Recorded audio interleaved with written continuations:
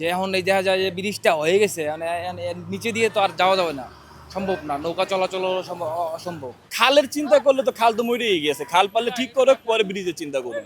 আগে ট্রলারগুলো চলতো, কিন্তু এখন ট্রলারগুলো চলে না, যদি আইতে চা কোনো সমস্যা আছে। যেহেতু ট্রলার যায়, এই ট্রলারটা যদি মানে বন্ধ না করা হতো তাহলে তো ভালোই হতো। যদি ওরা প্ল্যান করে করতো তাহলে আলহামদুলিল্লাহ ভালো হতো। ওরা ব্রিজটা হতে উপকার আমাদের হবে, এই যে নৌকা দিয়ে অনেক সমস্যা। ব্রিজটা শুনতেছি যে মানুষ চলাচল, শুধু গাড়ি চলাচল হলে আরো ভালো হইতো আর কি।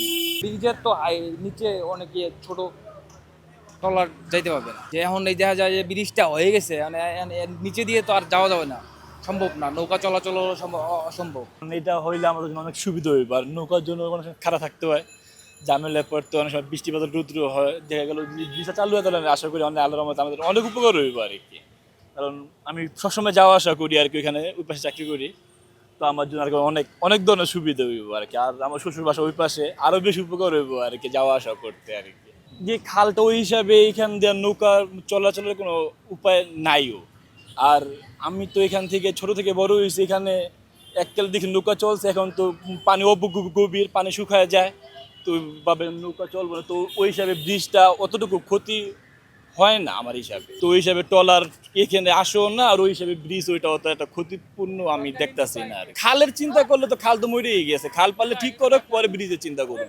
ব্রিজটা বলছিল আমরা আপনার করতে আওয়া যাওয়া খুবই সুবিধাজনক। আর এই ব্রিজটা হয়েছে আমরা সবার লেগে সুবিধা। আর এই ব্রিজে আমরা অনেক নৌকা পথে আপনার এটা তাহলে বিরতি অনেক পাইলাম। আর এই ব্রিজে আমরা জনগণের লেগে অনেক সুবিধা বা অনেক উৎসাহ হইল। আগে ট্রলারগুলো চলতো, কিন্তু এখন ট্রলারগুলো চলে না, যদি আইতে চা কোনো সমস্যা আছে।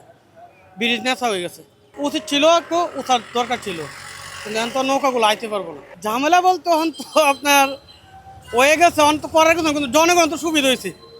জনগণ তো অনেক সুবিধা হয়েছে, ট্রলার তো এতগুলো আয় না, কিন্তু হঠাৎ করে আইলে একটু সমস্যা তো আছেই।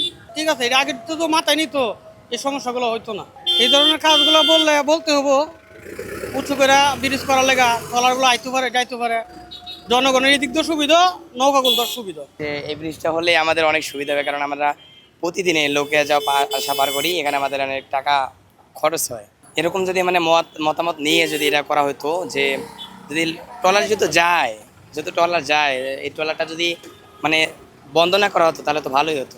কেননা যদি এটা তো একটু উঁচুও করে দেওয়া যেত, যদি ওরা প্ল্যান করে করতো তাহলে আলহামদুলিল্লাহ ভালো হতো। ট্রলার যেহেতু এ পাশে এখন ট্রলার যাইতে পারবে না, যেহেতু এখন আবার যারা মালামাল নেয় তাদের আবার সমস্যা হবে। আমি বলে যে প্ল্যান প্রোগ্রাম করা উচিত, মানে সব দিক থেকে, মানে কারোর জন্য কোনো সমস্যা না হয়। একটি যদি ভালো কাজে যাই আমরা, তাহলে যদি কারোর সমস্যা না হয়, সবার জন্য ভালোর জন্য হয়।